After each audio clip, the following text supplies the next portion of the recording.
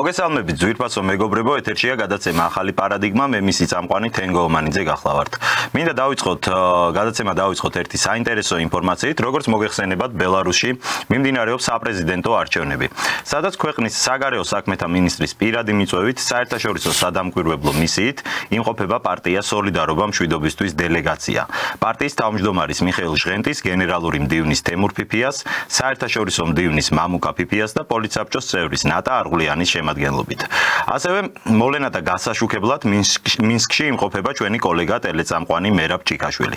აღსანიშნავია, რომ ჩვენი გუნდი ერთადერთი ქართული ჯგუფია, რომელიც ბელარუსის საპრეზიდენტო არჩევნებს დააკვირდება. გარდა სადამკვირვებლო მისიისა, ვიზიტის ფარგლებში ასევე გაიმართა პარტიის გენერალური მდივნის თემურ ფიფიას შეხვედრა ბელარუსის ცენტრალური საარჩევნო კომისიის თავმჯდომარესთან ბატონ იგორ კარპენკოსთან. ქართული დელეგაციის წევრების ინფორმაციით, საპრეზიდენტო არჩევნები მშვიდ გარემოში მიმდინარეობს, უფრო დეტალური ანგარიშის წარდგენა ქართული საზოგადოებისთვის ჩვენი ტელევიზიის ეთერით ორშაბათს გაიმართება.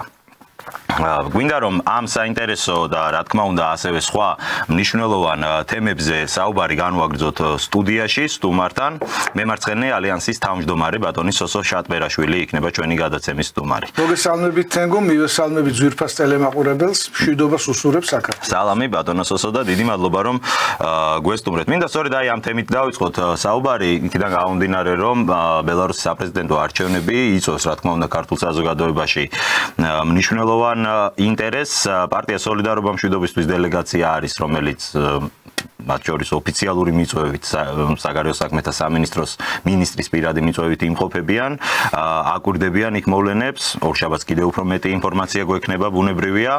როგორ ფიქრობთ, რამდენად მნიშვნელოვანია ქართული წარმომადგენლობის ყოფნა ასეთი ტიპის ღონისძიებაზე და საერთოდ რატომ არის ჩვენთან ესეთი ტენდენცია, რომ რატომ უნდა იყოს მხოლოდ ერთადერთი ჯგუფი პირობითად ხო ჩასული? მე ვფიქრობ, რომ ქართულ საზოგადოებაში ბევრად დიდი ინტერესია იქ მიმდინარე პროცესებზე და რატომ არ არის პოლიტიკური სპექტრი, თუნდაც ან მედია სპექტრი, ან აი ეს NGO-ები დაინტერესებული იმით, რომ ჩვენი ქართული საზოგადოება იყოს ინფორმირებული ამ პროცესებზე.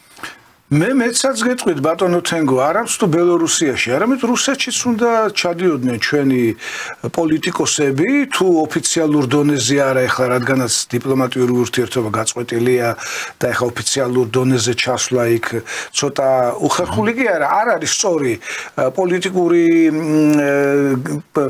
პოლიტიკური ხაზით, არ არის სწორი დიპლომატიური ურთიერთობა არა გაქვს, ოფიციალური ჯგუფი ვერ ჩავა, მაგრამ სახალხო დიპლომატია უნდა იყოს ამოქმედებული და ამოქმედებულიც არის, განსაკუთრებით მას შემდეგ, რაც გაუქმდა სავიზო რეჟიმი რუსეთთან, მას შემდეგ, რაც აღდგა პირდაპირი ფრენები, ძალიან ბევრს წვალობდნენ ჩვენი ქართველი მოქალაქეები რუსეთში ჩასაფრენად, იქ ზოგს ნათესავი ყავდა, ზოგს ბიზნესი ჰქონდა და ბიზნეს ურთიერთობა ჰქონდა რუს ბიზნესმენებთან.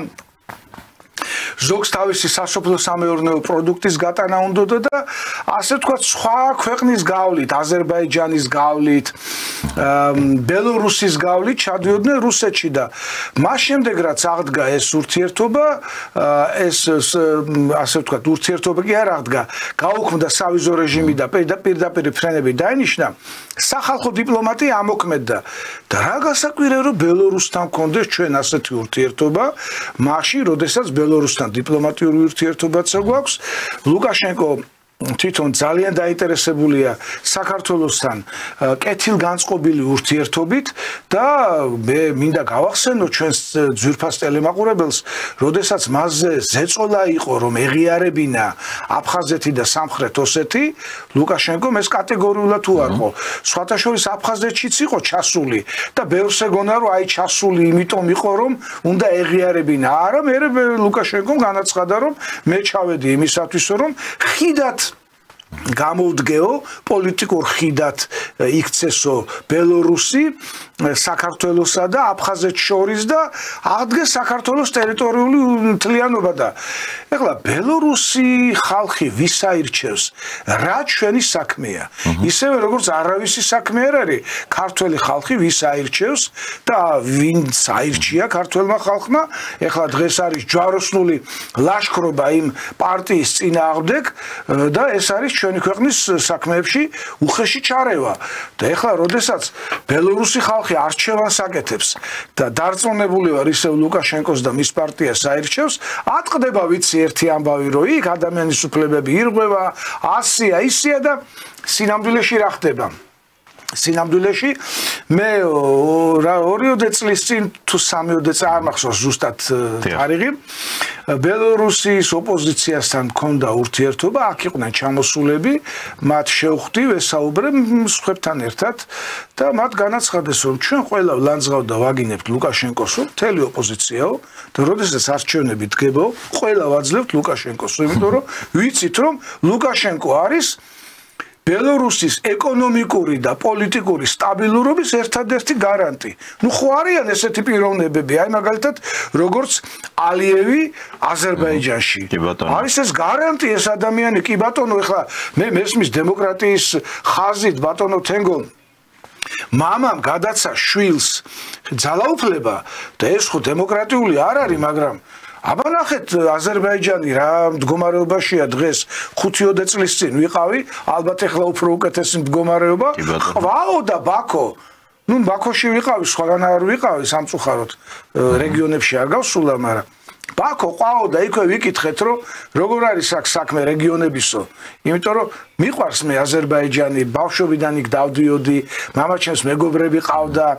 საერთოდ მეგობრული ხალხია, ძალიან თბილად ეპყრობიან ქართველებს ჩვენ და მინდა რომ აზერბაიჯანში იყოს სტაბილურობა.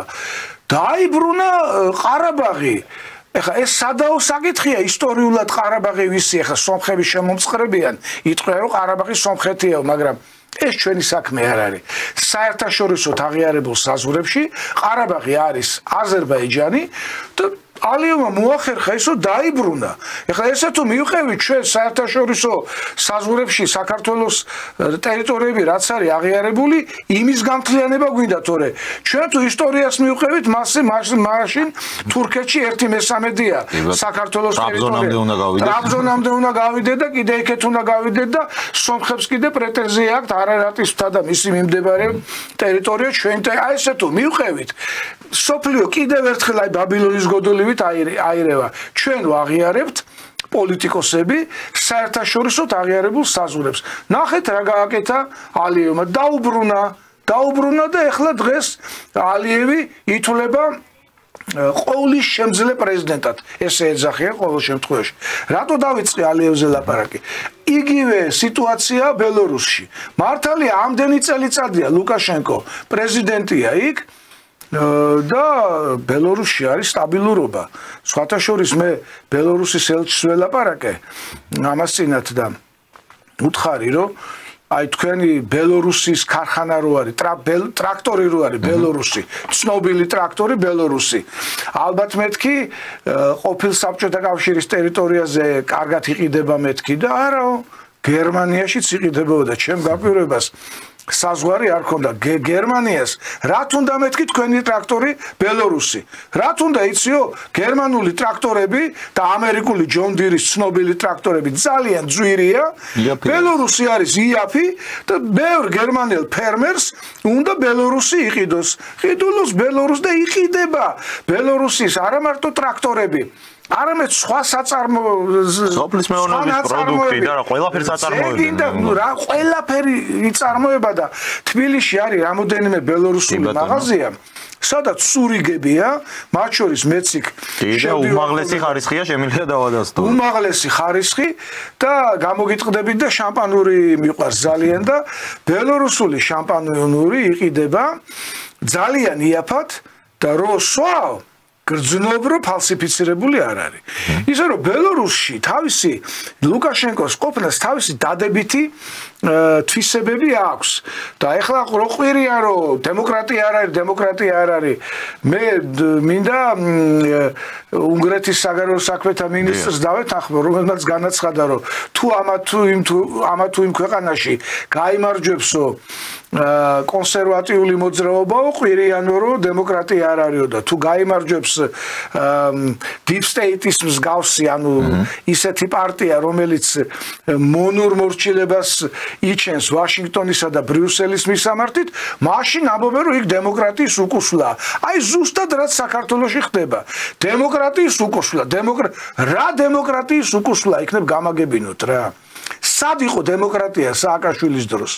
და რა უკუსვლა ხდება ეხლა იქნებ ვინმე მომიხსნას. არა, უბრალოდ ეს თავრობა ძულდა დემოკრატიის უკუსვლა. ეხლა დაიწყო არეულობა სლოვაკეთში, ეხლა მიზანში ამოიღეს ფიცო, რომელსაც ჯერ ესროლეს და ვერ მოკლეს და ღმერთმა გადაარჩინა და ეხლა უნდათ რომ ფერადი რევოლუციის სვაჩორჯი იყო ამასთან დაკავშირებით ფიცოს განცხადება, მან თქვა რომ საქართველოს ახსენა, რომ ის სუბიექტები, რომლებიც იყვნენ საქართველოში, რომლებიც იყვნენ უკრაინაში მაიდანის მოვლენების დროს, ამჟამად იმყოფებიან სლოვაკეთის ტერიტორიაზეო და მან განაცხადა, რომ ჩვენ არ ვაპირებთ რომ პროცესი მიუშვათ, როგორც ჩანს მას აქვს საკმაოდ მკაცრი გეგმა ამ ხალხთან დაკავშირებით, ხო? ნუ რა თქმა უნდა, არც ერთ ნორმალურ პატრიოტ ადამიანს არ უნდა რომ თავის ქვეყანაში დაიწყოს არეულობა და NGO-ებმა მართონ ქვეყანა, არა NGO ხა თვითონ ცუდი არაფერი არ არის არასამთავრობო ორგანიზაციაში, მაგრამ აი ეს NGO-ები, რომლებიც ეს ხო NGO-ები არ არიან, ეს არის აგენტურა ოფიციალური. გველებივით არიან შემოსეულები, სისინებენ და ცდილობენ რომ საქართველოს გადაჭეხონ ისე იმ უსკრულში, რომელიც 2008 წლის აგვისტოში გადაიჭეხა და რის შედეგადაც გამდიდრდა რამოდენიმე ათეული ჩინოვნიკი, აი მაგალითად როგორც კეზერაშვილია. კეზერაშვილი მე ხო კარგად მახსოვს ბატონო თენგო, მე რო თბილისის საკრებულოს დეპუტატი ვიყავი 2002 წელს და მაშინ მიშა სააკაშვილი იყო საკრებულოს თავმჯდომარე, კეზერაშვილი იყო მისი თანაშემწე.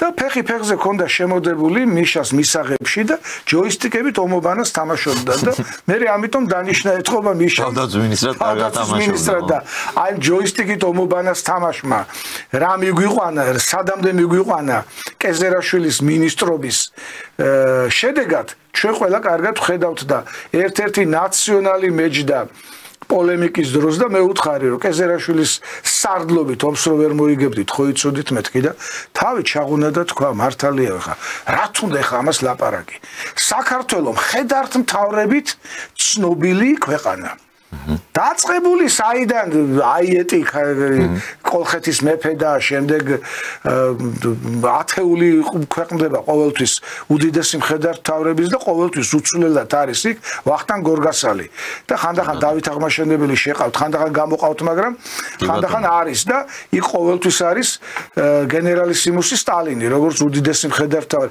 აი ამ მხედართმთავრების ქვეყანაში კეზერაშვილს რო დანიშნა კეზერაშვილს თავდაცვის მინისტრად და ომს დაუწყებ რუსეთს აი შედეგი დადგება და მადლობა უფალსო კიდევ უარესი შედეგი არ დადგა 2008 წელს მე 2009 წლის აგვისტოში კარგად ყურადღებით მოვისმინე მედვედევის ინტერვიუ რომელმაც განაცხადა აი საკმარისი იყო მე აი ესე გამეკეთებინაო აი ესე გამეკეთებინა და მე თქვა თბილისში შედითო თბილისი აღებული იქნებოდა, მაგრამ არ გავაკეთეთ, იმიტომ რომ საფრანგეთი ჩაერიაო, მაშინ ცოტა სხვა სიტუაცია იყო. დღევანდელი სიტუაცია რო ყოფილიყო, რუსეთის გამჩერებელი არავინ არ იქნებოდა.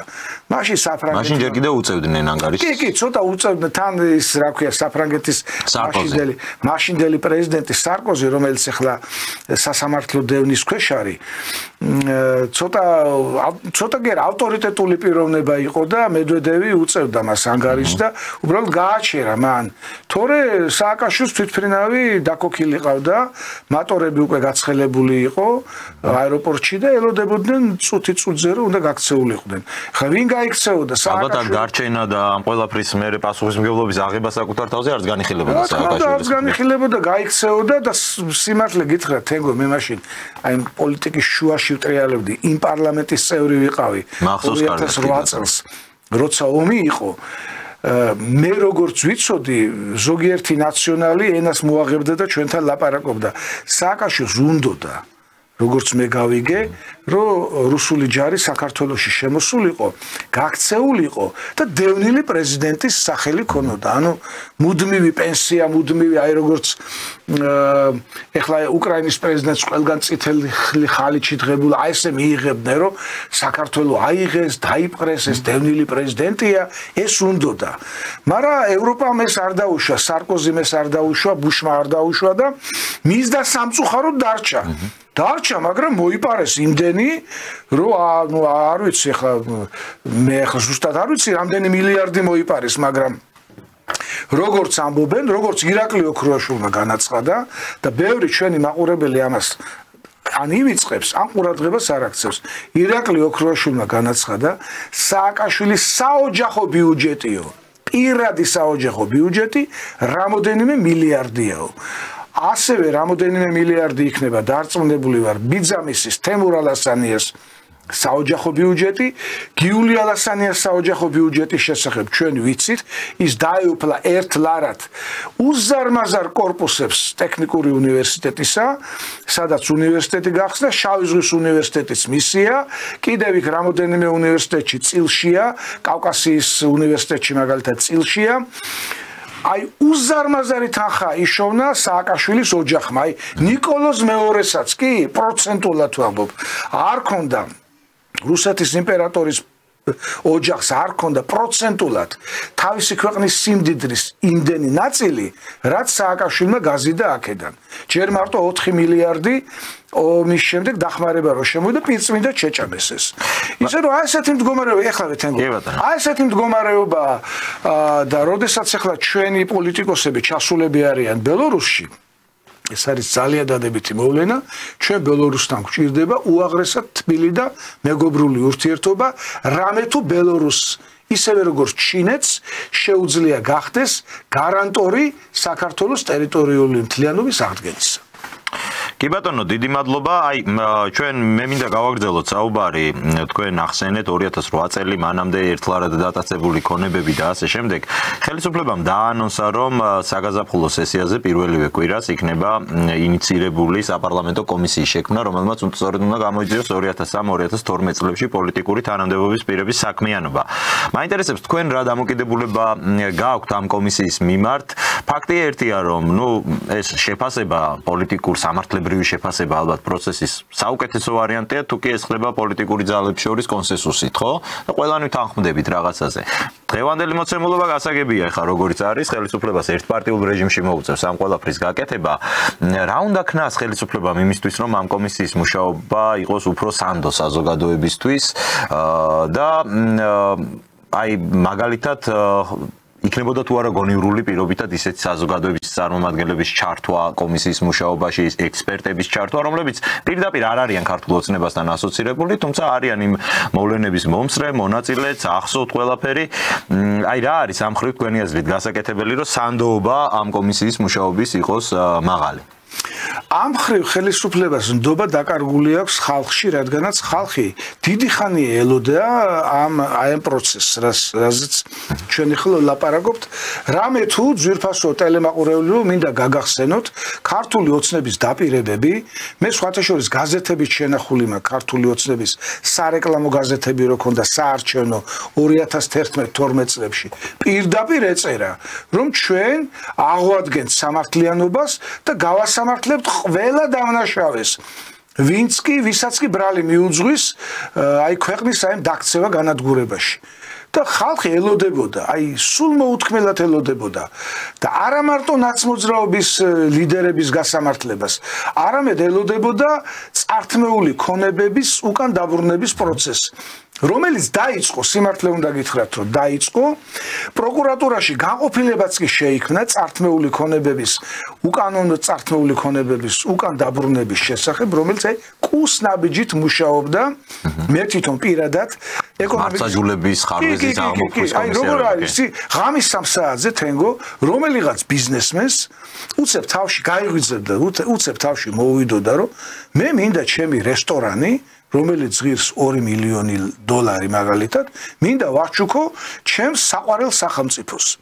ღამის 3 საათზე მიიყვანდა ნოტარიუსთან უცებ აღმოჩნდებოდა ნოტარიუსი უცებ აღმოჩნდებოდა ღამის 3 საათზე მოუნდებოდა ამის სურვილი აი ვისაც არ გჯერათ ძვირფასო მეგობრებო გაიხსენეთ რიყის რესტორნები რიყეზე იყო რესტორნების მთელი წყება სუყელას წაართვეს სუყელას ერთ ღამეში მოუნდა მაშინ სუყელას ერთ ღამეში მოუნდა აბანოთუბანში აბანოები იყო იქ პრივატიზირებული საერთოდ სახელმწიფო აბანოებს ვერ უვლიდა იმიტომ წამგებიანია თუ იქ ის არ არის რა ქვია სექსუალური მუშაკები არ მუშაობენ მაშინ აბანო წამგებიანია აბანოების პრივატიზირებული იყო სუყელას ჩამოართვეს ყველას გაგვეხარდა როდესაც დაიწყო ქალაქ სიღნაღის რეკონსტრუქცია მაგრამ რის ხარჯზე მოხდა ეს რეკონსტრუქცია ვინც კი ქალაქის ცენტრში ფლობდა ან კაფეს ან რესტორანს ან სახლს სუყელას წაართვეს დაუნგრიეს და დააწერინეს რომ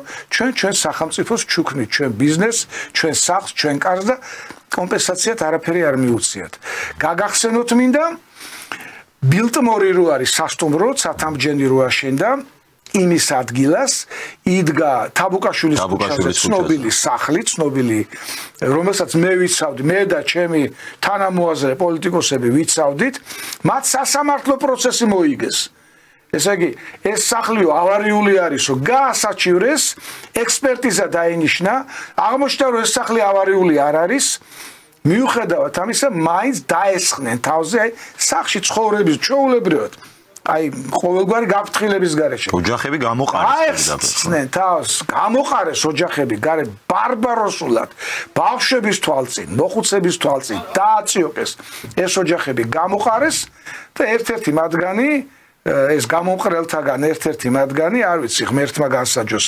მისი სული გადმოვარდა ბოლო სართულიდან და განუტევა სული აი თავდამსხმელი ვინც ესხმოდა თავს გარდაიცვალა ადგილზე აი ესეთ უბედურებებს ჰქონდა ადგილი და ჩვენი ხალხი ელოდებოდა რომ ეს ყველაფერი კი არ აღიკვეთებოდა ნუ როგორ აღიკვეთებოდა უკვე წასული კომპენსირებული მაინც იქნება კომპენსირებული იქნებოდა ძალიან დააგვიანა ხელისუფლება მაგრამ თავს იმართლებენ და რითი იცით მე ხა პოლიტიკოსი ვარ და შევდივარ მდგომარეობაში აგვიკრძალესო გვითხრესო რომ ჩვენ ვაღიარებთ თქვენ ხელისუფლებას ან 2012 წლის არჩევნებს ვაღიარებთ ერთი პირობით თითი არ დააკაროთ ნაცმოძრაობის ბელადებს და ნაცმოძრაობის არ დაუჭირთ არის ეს აი როგორც პოლიტიკოსისთვის სანდო ეგ ვერსია რეალურად ეს ხდება ურთიერთობები კი სანდო არის რადგანაც დღეს ვხედავთ ჩვენ რამხელა ჯვაროსნული ომი დაიწყო საქართველოს ხელისუფლების წინააღმდეგ და რატომ? იმიტომ რომ არ დაემორჩილა ჩვენი ხელისუფლება და არ დაიწყო ომი რუსეთთან.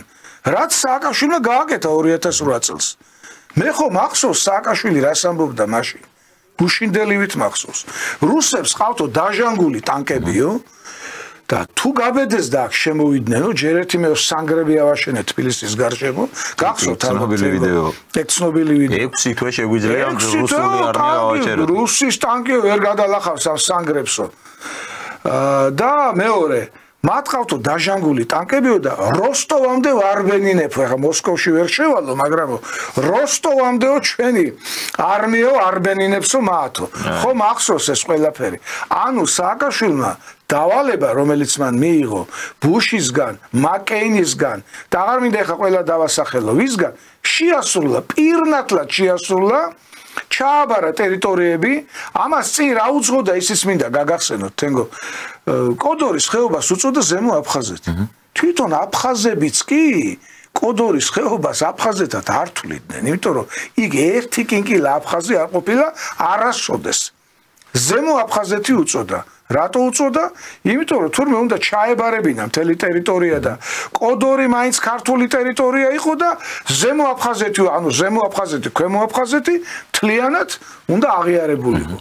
და ახალგორს რაც შეეხება ახალგორის აღებაც არ უნდათ არც სეპარატისტებს და არც რუსულ არმიას და შემდეგ გენერალ ბორისოვის მემუარები გამოქვეყნდა რომელიც გარდაიცვალა უკვე გენერალი ბორისოვი, მაგრამ იქ აცხადებს უშიშროების საბჭოს დივნის მოადგილეს ლომაიას პირდაპირ კატეგორიული მოთხოვნა ქონდა ჩვენი არმიის მიმართ, შედით ახალგორში.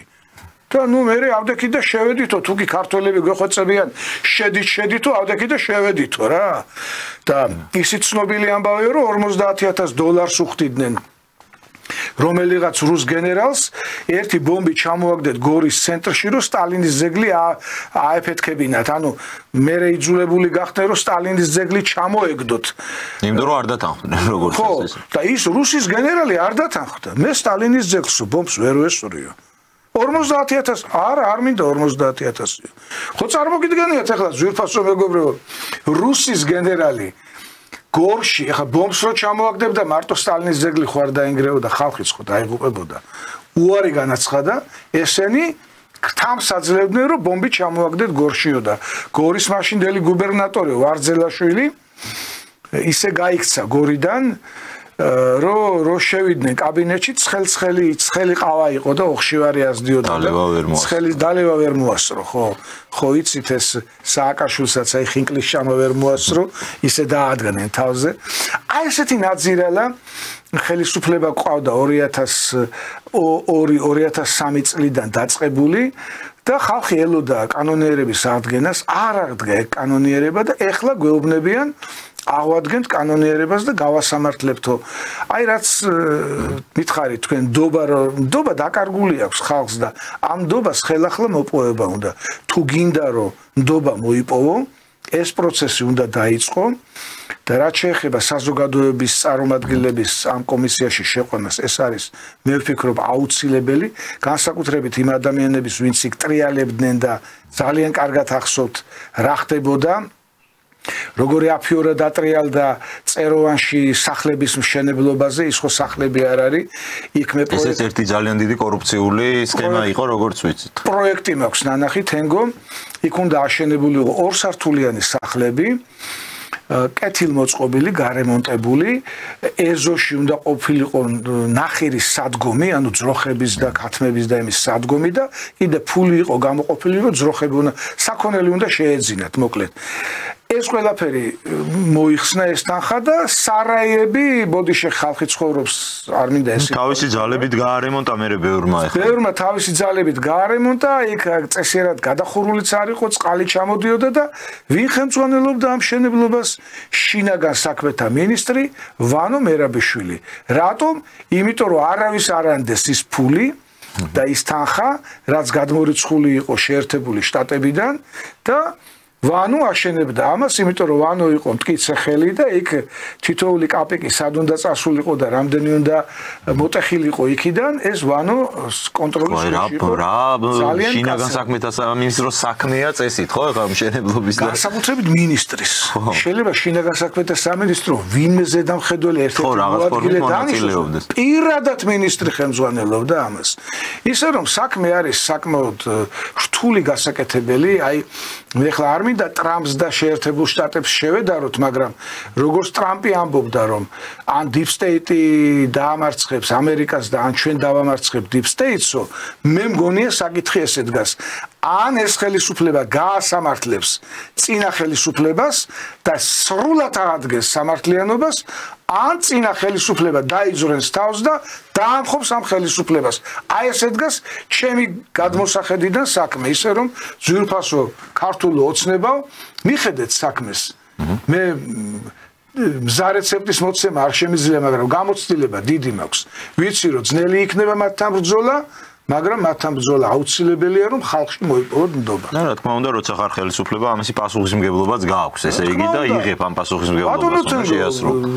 ხელისუფლებაში ყოფნა მარტო ბილი სავარძელი არ არის, მარტო კეთილმოწყობილი კაბინეტი არ არის კონდიციონერებით, პერსონალური მანქანა არ არის მარტო. იქ არის ძალიან დიდი პასუხისმგებლობა, იმიტომ რომ ხალხი პირველ რიგში შენ გიყურებს, შენგან მოითხოვს ყველაფერს, იმიტომ რომ შენ გაეცი დაპირება. და ხალხი რომ მოვიდა და შემოხაზა 41, იმას შენ გადმოგცა დელეგირება თავის უფლებისა, გააკეთა შენზე და კეთილი ინება და აღასრულე. ჩვენი რადიკალების პროტესტსაც მინდა შევეხოთ, აი იმ პირველმა დიდმა ტალღებმა შეიძლება უკვე გადაიარა, თუმცა პროტესტი მაინც არ წყდება, აი გუშინ ნახეთ თეატრალური საზოგადოების ძალიან საინტერესო პერფორმანსი. რა ვიცი, გვაქვს რესურსი რომ გავუძლოთ ახლა მათ შემოტევას თქვენი აზრით, აი რა უნდა იყოს? არა, თეატრალების შემოსევას მე მიჭირს საქართველოს. ეგ იყო აი ჩააჭედეს ბოლო ლურსმანი. რეალურად რამდენად არის რადიკალური პროტესტისთვის წარმატების შანსი თქვენი აზრით? დღეს ხელისუფლებას ამ ხრივ რა გამოწვევები აქვს? გადალახა თუ არა ძირითადი გამოწვევები თუ ჯერ კიდევ შეიძლება რომ კულმინაცია იყოს წინ?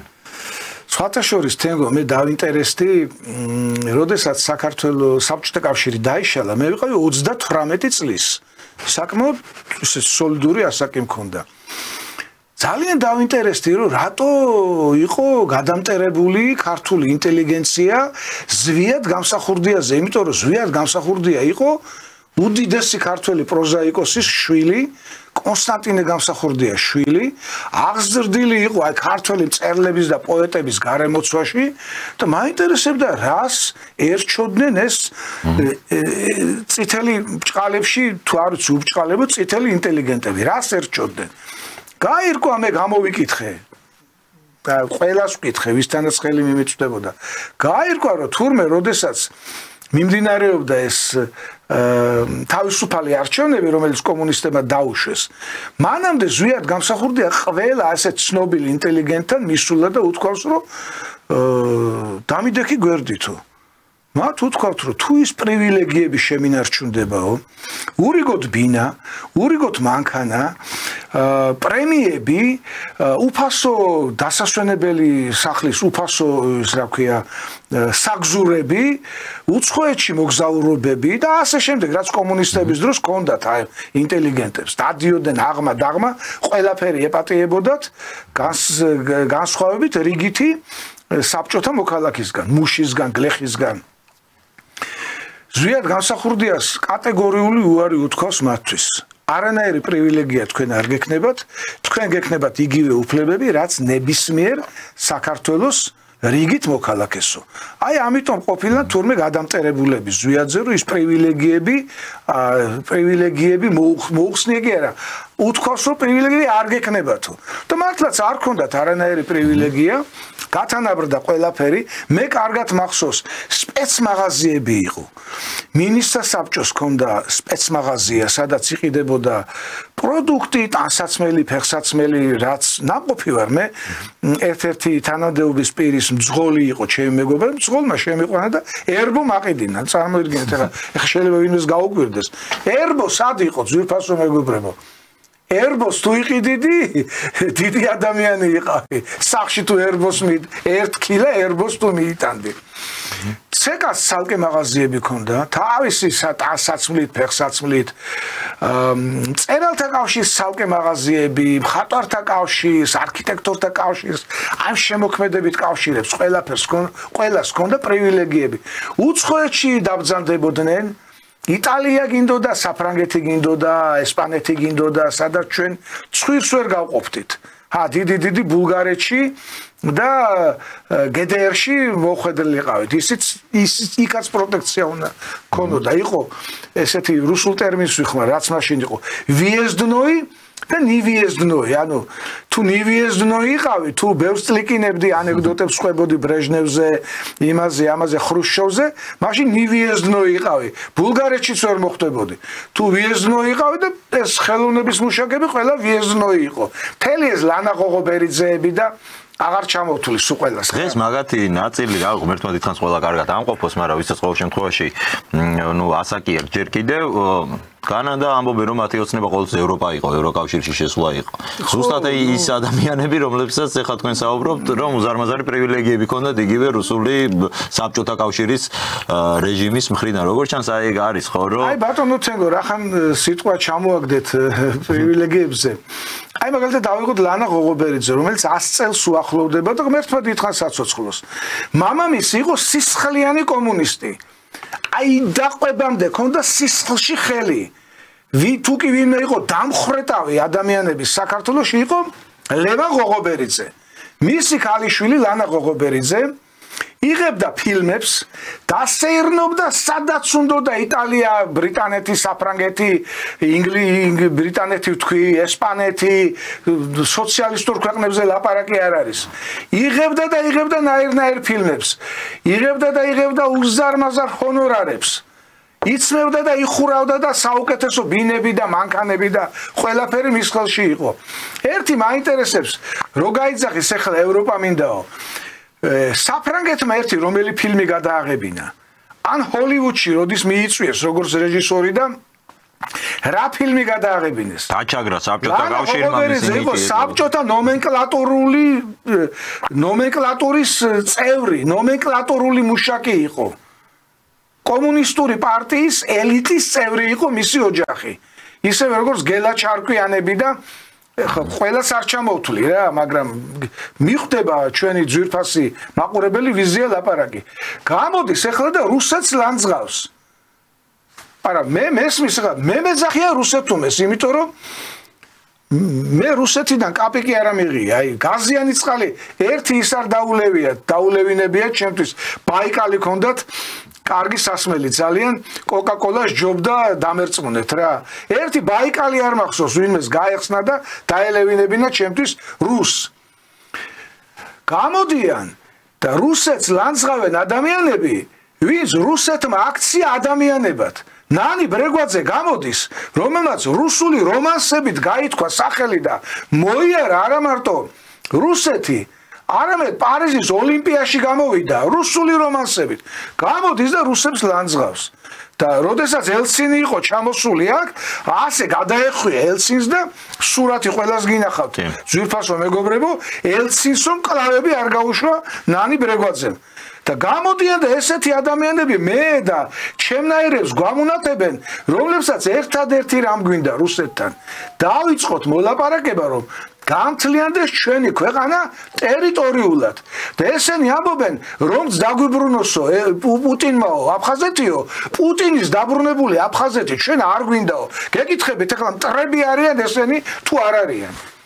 და ლანა ღოღობერიძე უბრალოდ მაგალითად მოვიყვანე, იმიტომ რომ ეხლა 100 წელს მიაღწია უკვე და გვახსოვს მისი წარსული და ყველამ კარგად ვიცით რა იყო, როგორ იყო ელჩად დანიშნეს, ჯერ საფრანგეთში დანიშნეს ელჩად, მერე ევროკავშირში დანიშნეს ელჩად. არაფერი არ მოკლებია. სხვათა შორის არც შევარდნაძის მთავრობიდან და არც დღევანდელი მთავრობიდან. გამოდის და მიშა სააკაშვილის დაბრუნება უნდა ხელისუფლებაში. და ისე უნდა რომ საქართველოს გადაეშვას აი ქაოსში, რომელშიც მისი და მისთანების გამოისობით მოხდა 91-92 წლებში ზვიად გამსახურდიას დამხობას გულისხმობ. რა დააშავა ზვიად გამსახურდიამ ასეთი? ზვიად გამსახურდიას არ ქონდა ქვეყნის მართვის გამოცდილება. ის იყო დისიდენტი, არანაირი თანამდებობა კომუნისტურ ხელისუფლებაში არ ქონდა და როდესაც უცებ გახდა პრეზიდენტი, არ ქონდა მართვის გამოცდილება. ეს ნელ-ნელა წლების განმავლობაში მოვიდოდა, ან უნდა დადგომოდნენ გვერდით. უნდა დადგომოდა ის ხალხი გვერდით ზვიად გამსახურდიას, ვისაც ქონდა ქვეყნის მართვის გამოცდილება და არ უნდა დაეშვათ აი ეს პუტჩი. ყოველ შემთხვევაში ცვლილება თუ იყო საჭირო, უნდა მომხდარიყო ალბათ რა დემოკრატიული გზით, არჩევნების გზით, იარაღის და დამხობის და ტყვის როლის გზით, რომ არ შეიძლება რომ ეს იყოს სწორი, ეს ხო ცხადია რა. არა, მეორე ამბავიც არის იქ ბატონო თენგო, მე იმ ამბების შუაგულში ვტრიალებდი და იმიტომ ვიცი. აი მაგალითად, როდესაც თენგიზ კიტოვანი დანიშნა შეერაღებული ძალების სარდლად, გვარდიის სარდლად, ნუ მე ცუდად გავხდი რა. ვიფიქრე მაშინ რა იყო. ხალხო, არავინ არ აყავს მეთქი ზვიადს გვერდით რომ უთხრას რომ ამ ადამიანის შეერაღებული ძალების სარდლად დანიშნა არ შეიძლება, არა, იქეთ მოუბრუნებს მეთქი იარაღს. და მოუბრუნა იარაღი იქეთ. ან სიგუა რო დანიშნა, მე ხო ვიცი რომ სიგუა იყო კრემლის აგენტი და მე დადასტურდა. ვინმე უთხარით მეთქი, მე მყავდა ზვიადის ხელისუფლებაში ამაგლად კაკო ასათიანი და მე პირველ საშუალო სკოლაში ერთად სწავლობდით. სხვადასხვა კლასში ვიყავით და მინდოდა ხმა მიმეწვდინა კაკო ასათიანისთვის ან ვიღაცისთვის რომ სიგუას პრემიერ-მინისტრად დანიშნა არ შეიძლებოდა. აი ესეთი შეცდომები დაუშვა, რომლებიც მე მოუბრუნდნენ აქეთ თვითონ ზვიადს.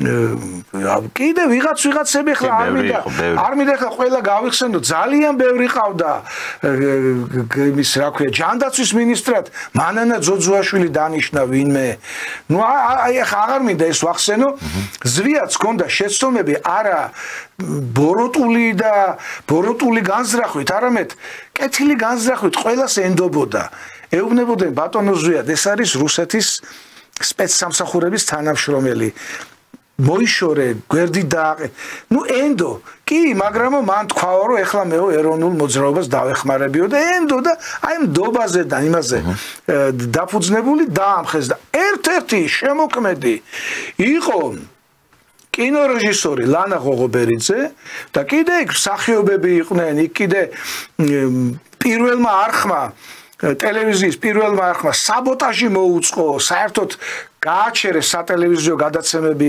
კიბეებზე დასხდნენ იქ კინოსტუდიაში ამბავი ატყდა კინემატოგრაფებმა საბოტაჟი მოუწყეს და თეატრალური საზოგადოება მაშინ ძალიან აქტუალურია მაშინაც ახლა თეატრალური ეგრეთ წოდებული თეატრალური საზოგადოება რო გამოდეს ვინ არიან ეს დოი ვინ არის ბოლო რომელი სანდრო ახმეტელი ეგამყავს რომელი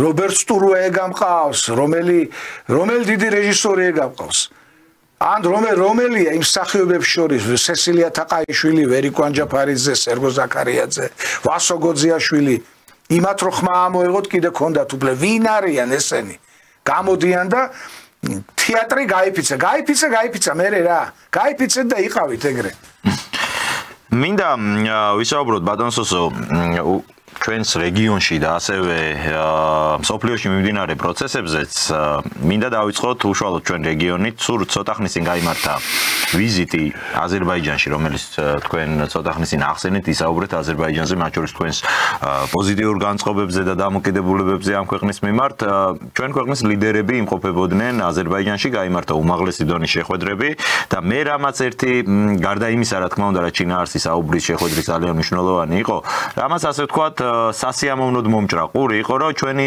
ქვეყნის ლიდერების პრემიერ-მინისტრის საგარეო საქმეთა მინისტრის მხრიდან ძალიან გაესვა ხაზი რეგიონული პოლიტიკის მნიშვნელობას.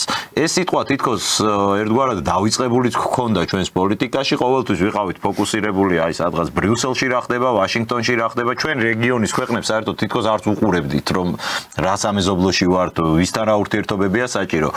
ბოლო პერიოდში მე ვატყობ ტენდენციას რომ ხელისუფლება ამ ხრივ უფრო აქტიურია ხშირად იმართება როგორც სამეზობლოში ვიზიტები, ასევე ესმევა ხაზი რომ სამეზობლო პოლიტიკა არის ძალიან მნიშვნელოვანი რომ ჩვენ გქონდეს ეფექტური. თქვენ თუ ხედავთ ასეთ ტენდენციებს და ხომ არ შეიძლება ვივარაუდოთ რომ ნელ-ნელა უახლოვდებით მაგალითად 3+3 ფორმატში მონაწილეობის შესაძლებლობებს. მე მივესალმები ამ ფორმატში თუ საქართველოს ჩაერთვება და მონაწილეობას მიიღებს, ბევრი მოგვიწოდებს კიდეც ჩვენ დიდი სახელმწიფოები რომ ჩაერთეთ ამ ფორმატშიო. Ну, არ ვიცი, ჩვენი ხელისუფლება ჯერჯერობით თავს იკავებს, იმიტომ რომ აცხადებს, რომ ჩვენ ვართ ევროპისკენ მიმართულები, კონსტიტუციაში გვიწერია ევროკავშირში გაწევრიანება, ნატოში გაწევრიანება, რაც ვთვლი, რომ დიდი შეცდომაა, იმიტომ რომ ორიენტაცია ყოველ წუთში შეიძლება შეიცვალოს, როგორც კანონად როგორ შეიძლება იგაქცია. კი, კანონად, როგორც ბრიტანეთის საგარეო საქმეთა მინისტრმა ლორდმა პალმერსტონმა განაცხადა ჩერჩილს აბრალებენ, მუდმივი ინტერესები აქვს ბრიტანეთის და მუდმივი მეგობრები არ აყავსო, ეს არ უნდა ჩაწერილიყო, მაგრამ რახან ჩაწერილია და აცხადებს, რომ ჩვენი ხელისუფლება რომ ჩვენ ვართ ევროპისკენ მიმართულები, ამიტომ ვფიქრობ თავს იკავებენ, რომ კიდე რატო უშლის მაგ ფორმატში? გინდას მაგ ფორმატში მონაწილეობა, აი რა ვიცი, რატო უნდა უშლიდეს ევროინტეგრაციის კურსზე? მე მგონია, რომ კავკასიის ფორმატია, ყველა ქვეყანა, 6 ქვეყანა ვართ კავკასიაში, ყველა 5 მონაწილეობს და შენ რო იქ არ მიდიხარ, ეხა ხო გასაგებია, რომ შენ ინტერესებსაც შეეხება იქ ლაპარაკი. საერთოდ ნუ დაეთანხმებით თუ გინდა ნურაფერზე, მაგრამ რომ მიიღო მონაწილეობა რა არის? მონაწილეობა დათანხმებას არ ნიშნავს. რა თქმა უნდა. და მე მინდა მოვიყვანო მოლდოვის მაგალითი. მოლდოვეთი არის საბჭოთა კავშირის წევრი დღემდე. ესენგე წევრია. ესენგე საბჭოთა კავშირია, ძვირფასო მეგობრებო. ესენგე რო შეიქმნა, ეხლა ჩემი თაობის ადამიანებს კარგად გვახსოვს, ახალგაზრდებმა არ იცით ალბათ, ზვიად გამსახურდი ამბობდა, ესენგე არის მოდერნიზებული საბჭოთა კავშირი, რომელიც აი ეს იდეა თვითონ ესენგეს შექმნის. საბჭოთა არ იყო, ეს ხო ამერიკული იდეა. რომ ატომური იარაღი ყოფილიყო ერთი ჯგუფის ხელში, რომ არ ყოფილიყო უკრაინაში, ყაზახეთში ატომური იარაღი და ასე შემდეგ, SNG იყო მოდერნიზებული საბჭოთა კავშირი, სადაც ზვიად გამსახურდი არ შევიდა და იმიტომ დაამხეს.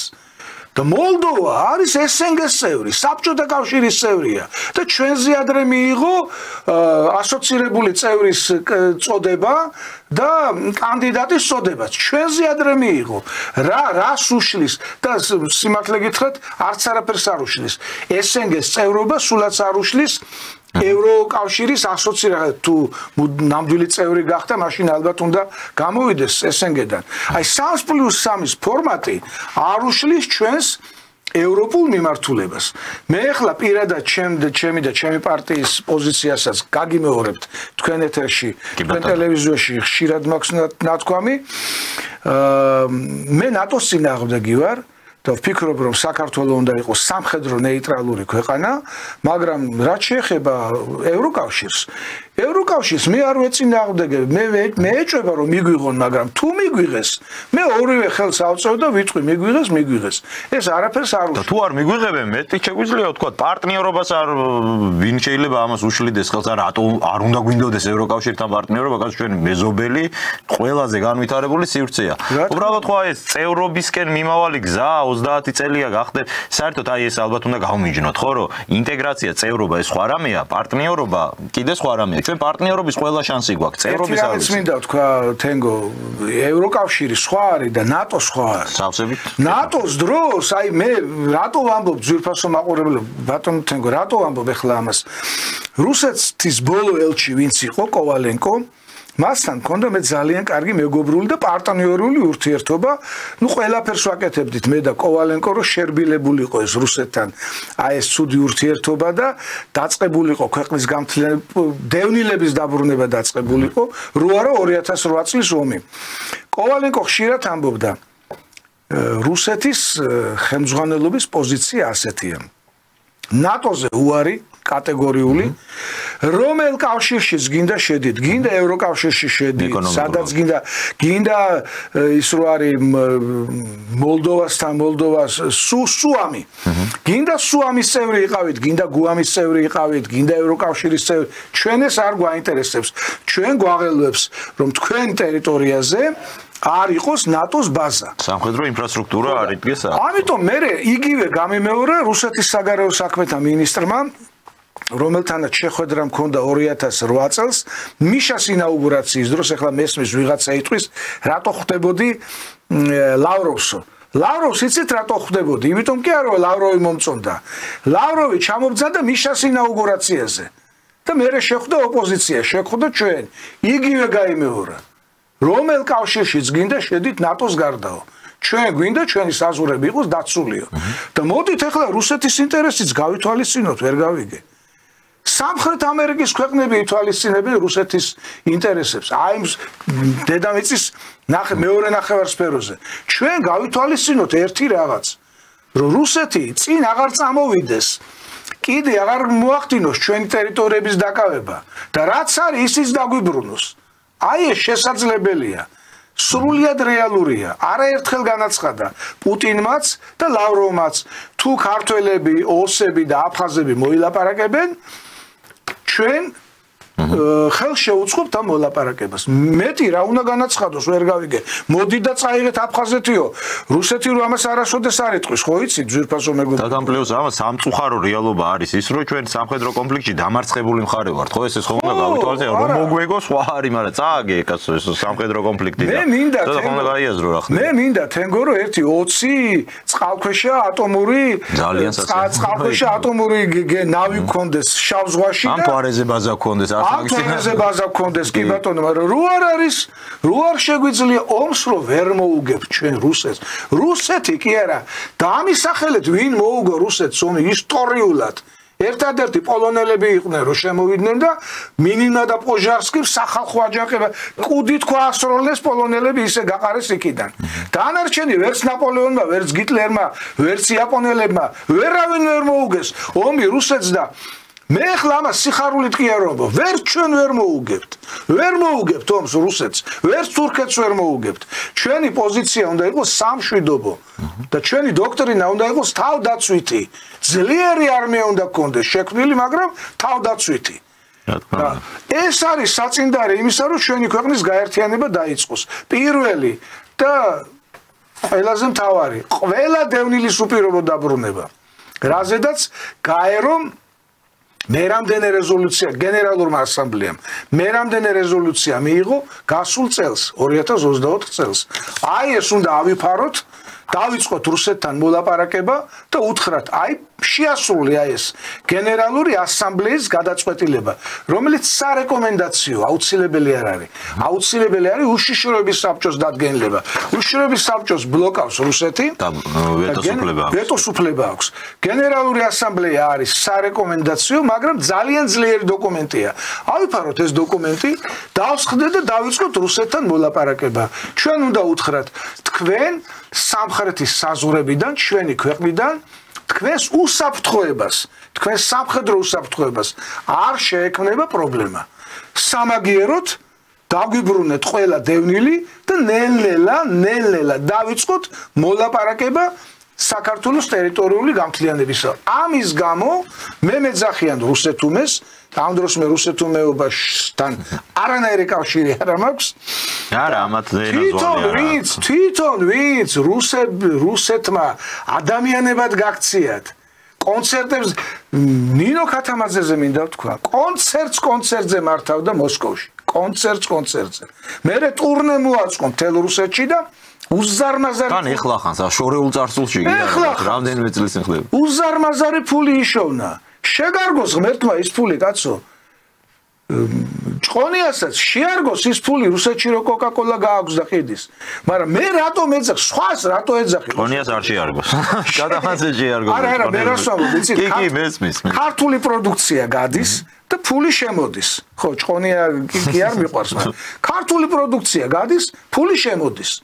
მაგრამ მე რატომ ეძახი რუსეთუმეს? ნუ მე პირადად ჩემზე არ ვამბობ. სხვას რატო ეძახი რუსეთუმეს? როცა შენ თვითონ რუსეთში ფულს აკეთებ. აი ეს არის ეს ორმაგი სტანდარტი. აი ეს არის უბედურება. ეს არის ერთი ამბავი აქვს ატეხილი, რატო ჩავიდა ჩვენი პრემიერ-მინისტრი ირანის პრეზიდენტის დასაფლავებაზე.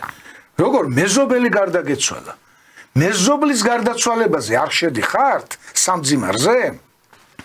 მაგრამ თქვენ ნაცები შეიძლება არ შეხვიდეთ მეზობლის გარდაცვალებაზე. უზარმაზარი ქვეყნის, ირანის, ლამის ბირთვული ქვეყნის პრეზიდენტი გარდაიცვალა. წავიდა იქ კობახიძე და იქ ყვიროდნენო სიკვდილი ამერიკასო. რაკნას კობახიძე იდგაო და ხმას არ იღებდა.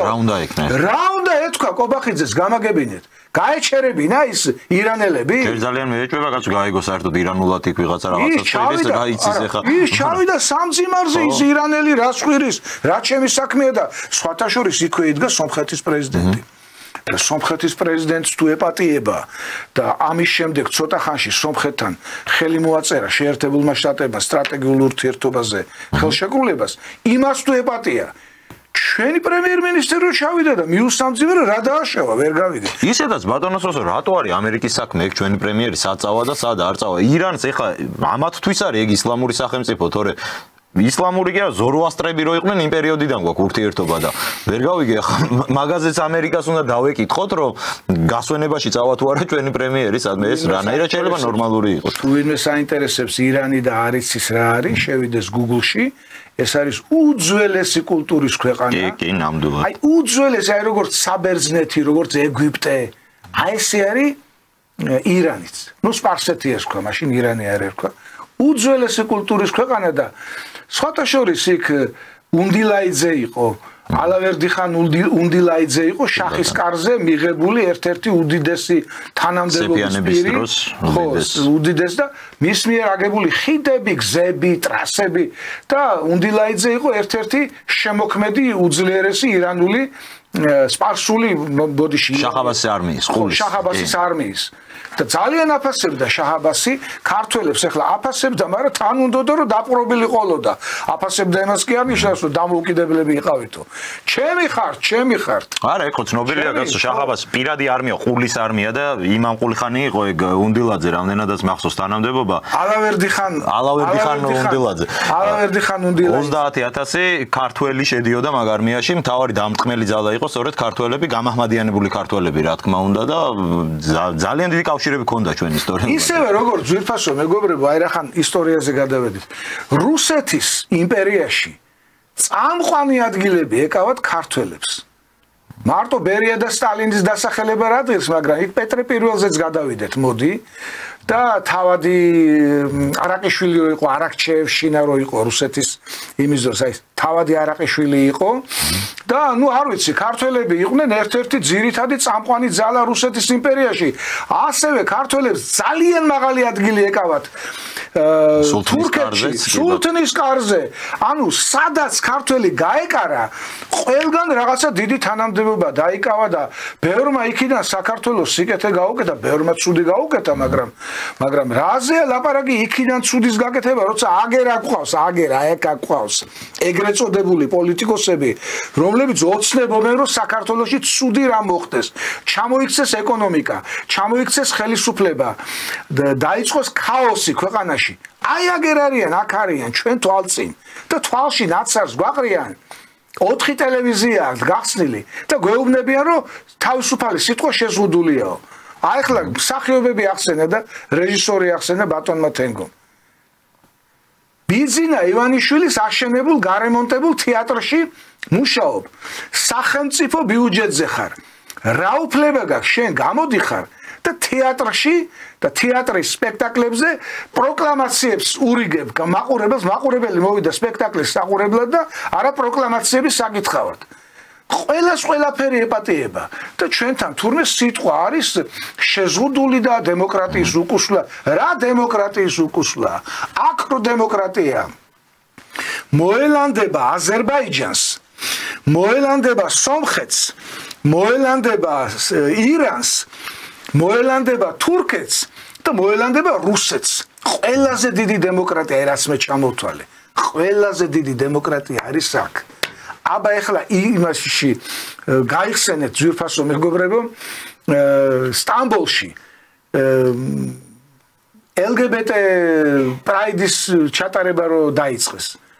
ხალხი არ მიუშვეს, პოლიციამ აი წიხლებით დაშალა, თვითონ პოლიციამ დაშალა აი ეს პიდარასტები წიხლებით თურქეთში.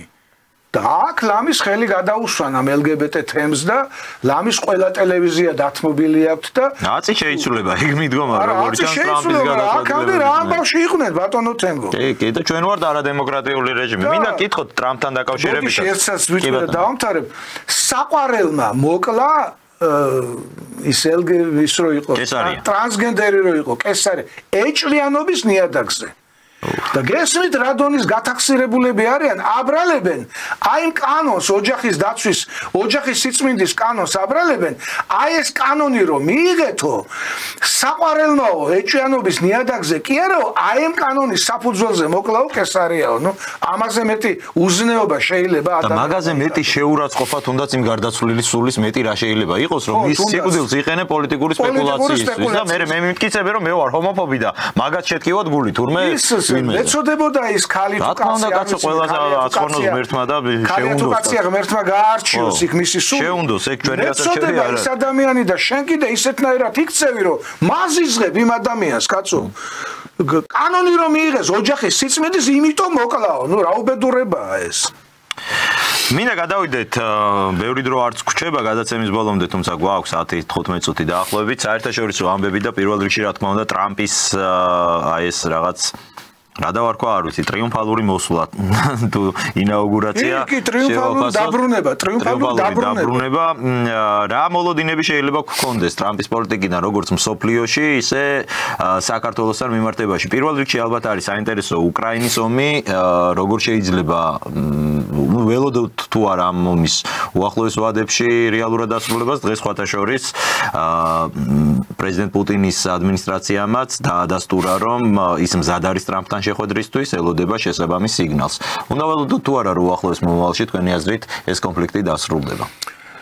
თენგო მინდა მოგახსენო რომ ტრამპის დიდი გულშემატკივარი ვიყავი ყოველთვის ჯერ კიდევ პირველად რო გახდა პრეზიდენტი იმ დროიდან ვარ გულშემატკივარი მას შემდეგ განსაკუთრებით რაც ბიბლია დაიკავა ხელში ეკლესიის წინ დადგა და იქიდან მიმართა ამერიკელ ხალხს რაც ბოლო პრეზიდენტების დროს ნუ რამდენი პრეზიდენტი იყო მის წინ წარმოუდგენელი ამბავი იყო რომ ვინმეს ბიბლია აიღო ხელში ეკლესიის წინ დამდგარიყო და ხალხისთვის იქიდან გაეკეთებინა მიმართვა აი მას შემდეგ ჩემი დიდი სიმპათია ყოველთვის ჰქონდა პრეზიდენტ ტრამპს და როდესაც გაუყალბეს არჩევნები და გადააყენეს მაშინაც დიდი სიმპათიით ვიყავი, მაგრამ არაფრით არ მეგონა თუ ის მობრუნდებოდა.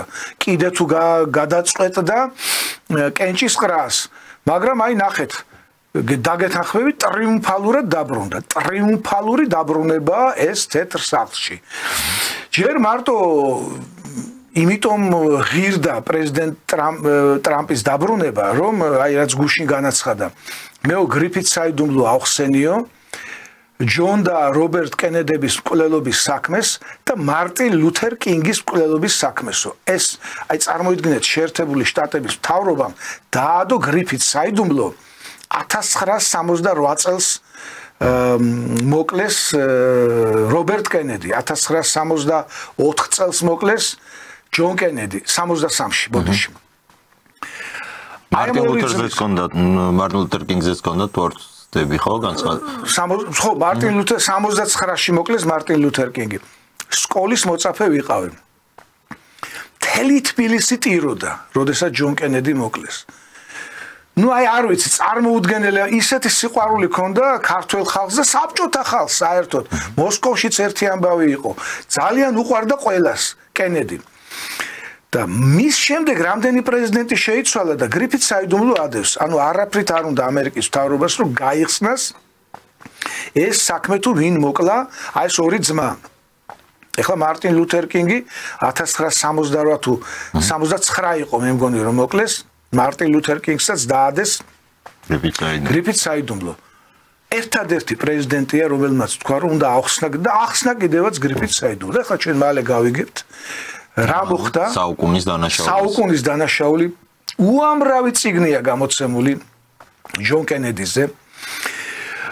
უამრავი ფილმია გადაღებული, როგორც დოკუმენტური, ასევე მხატვრული ფილმი. ჯერჯერობით ბნელით არის მოცული ეს ამბავი და აი ახლა შესაძლებლობა მიეცემა კაცობრიობას რომ გაიგოს რა არის მართალი.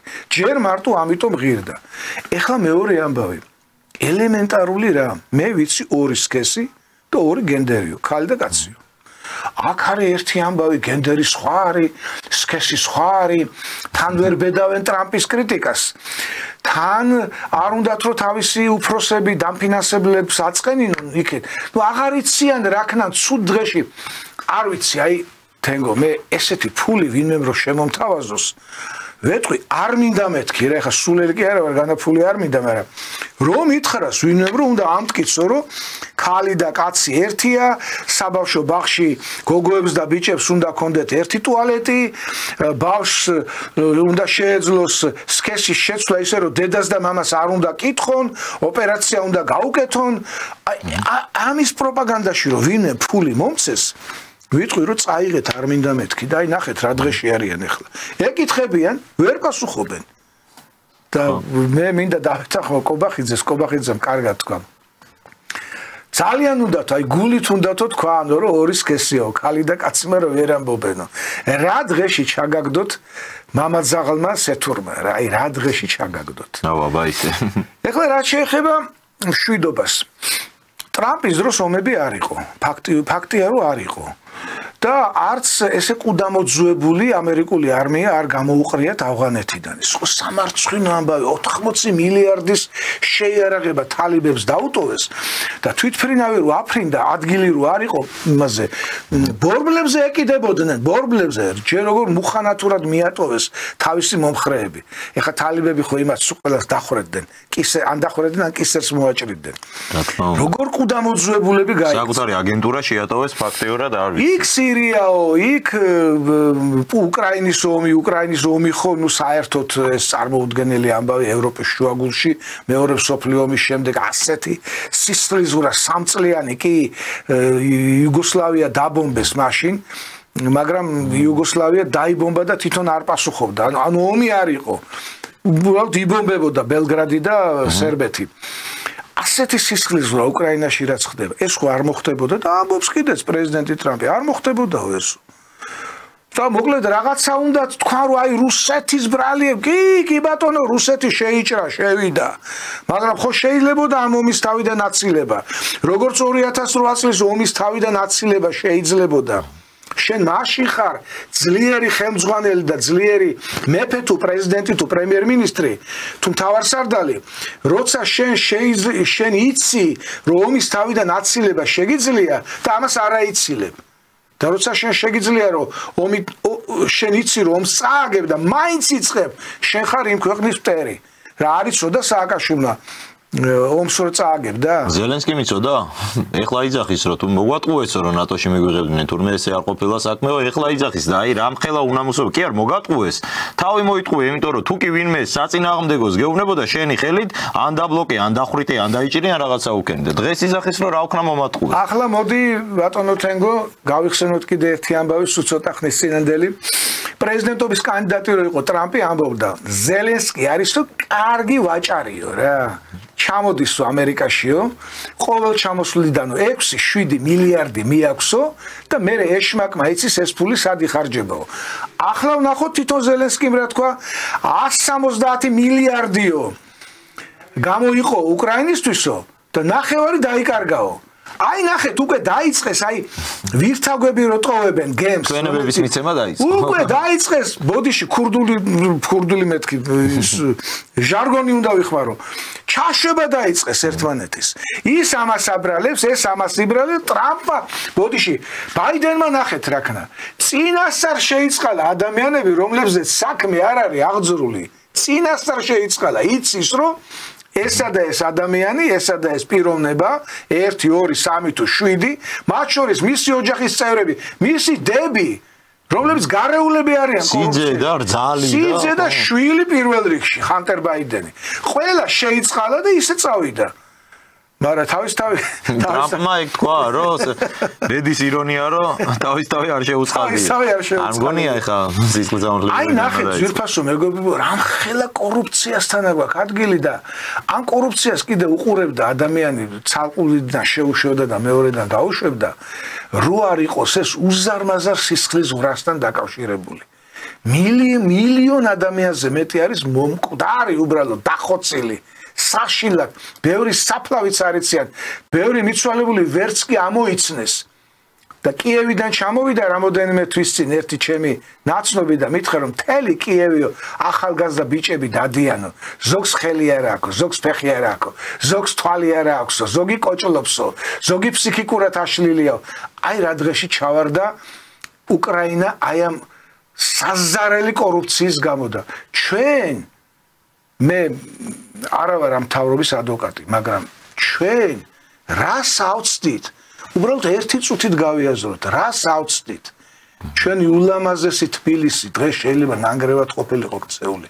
ღმერთო დაგვიფარე და ალბათ გადავრჩით და ჯერ თლათ არა ვართ, ასე ვთქვათ, მშრალზე გამოსულები, მაგრამ მე მგონი ძირითადი უბედურება რაც გველოდა უკან დარჩა, იმიტომ რომ კამალა ჰარისი რომ მოსულიყო, კიდე ვიტყოდი რომ ხვალრაგველის არ ვიცით მეთქი. მე მგონი ჩვენ გადარჩენილები ვართ უკვე და ღმერთო საქართველოს მართლა რომ ღვთისმშობლის წილხვედრი ქვეყანა არ იყოს, ჩვენ ვერ გადავრჩებოდით აი ამ სიტუაციაში. დიდი მადლობა. უღრმესი მადლობა ბატონო სოსო სტუმრობისთვის და ძალიან საინტერესო საუბრისთვის. გისურვებ წარმატებებს და იმედი მაქვს რომ კიდევ არაერთხელ გვექნება. მადლობა ტელეკომპანიას. მადლობა ძვირფას მაყურებელს, რომელმაც გამიძვლა და მომისმინა.